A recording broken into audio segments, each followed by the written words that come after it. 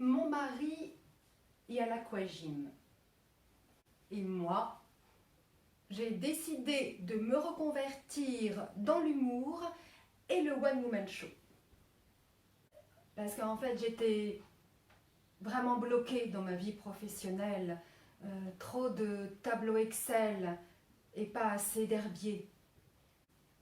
Je comprends pas pourquoi on fait plus des herbiers, en fait. À 50 ans, je voulais me reconvertir dans une activité qui ait du sens. Voilà. Faire rire les gens. Même en demi-teinte, hein. Voilà. Donc, j'ai voulu me renseigner sur la reconversion professionnelle à 50 ans. Et là, mais alors, quelle bonne surprise!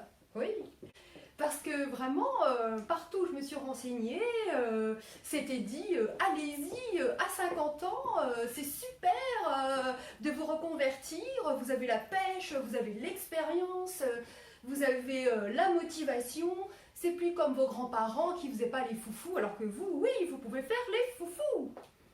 Donc, voilà, alors ça m'a ça m'a regonflé à bloc. Donc, j'ai décidé de me renseigner sur ma nouvelle activité. Et là, tout s'est assombri. Voilà ce qui a été dit. Pour mener à bien une reconversion professionnelle, il est important de regrouper un maximum d'informations sur l'environnement socio-économique du secteur dans lequel on veut travailler. Waouh! On va se calmer quand même. Déjà, j'ai commencé par la base. J'ai voulu connaître la définition de mon nouveau métier, One Woman Show. Alors, c'est un seul en scène ou un spectacle en solo fait par une femme, voilà, qui occupe la scène durant toute la durée du spectacle. Ce qui me paraît un peu la base, quand même. Les compétences requises. Alors là, je ne me suis pas du tout retrouvée dans ces compétences, hein. Alors d'abord, la première, aimer être seule en scène. Bon, ça, je vous le concède, ça va, hein. Parce que si on n'aime pas être seule en scène pour un one-woman show, c'est un peu embêtant. Donc ça va. Ensuite, faire rire son public à travers des anecdotes de sa vie quotidienne.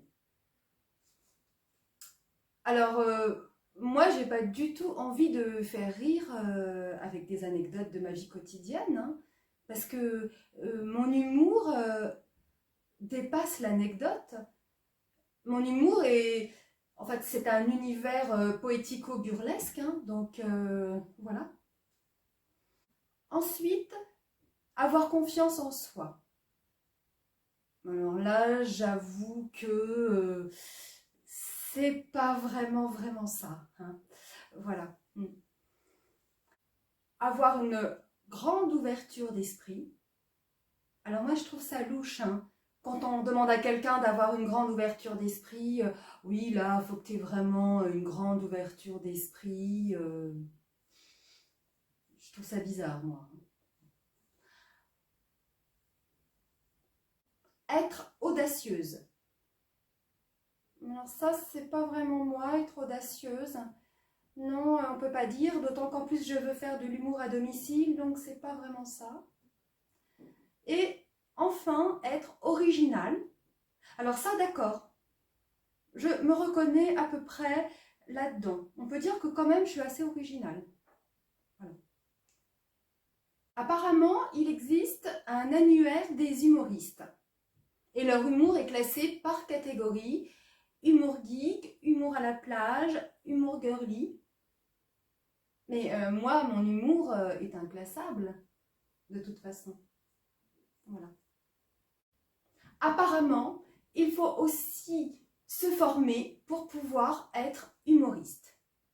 Parce que l'humour est en constante évolution, qui suit les progrès de la science et de la technologie. Voilà. Donc, se former permet d'être en adéquation avec les besoins du marché et favorise l'insertion professionnelle. Alors, pendant qu'on y est, on n'a qu'à établir un plan d'action, faire un business plan, des études de marché et pourquoi pas faire son propre marketing personnel. Et en plus, apparemment, la concurrence est rude. Il y a beaucoup de gens qui veulent faire ça. Et il faudrait 10 ans pour percer. Alors, vous imaginez, moi à 50 ans, 10 ans quand même. Hein. Surtout que moi, j'ai pas envie de percer. Hein. Moi, j'ai envie de faire de l'humour à domicile, avec des horaires aménagés, et voilà. Hein. Surtout qu'à mon âge, je ne vois pas vraiment ce que je peux apprendre en fait. Hein. Parce que avec le temps, le cerveau est beaucoup moins élastique. Non, l'humour est pour moi comme une fleur qui éclot, c'est comme la rosée du matin.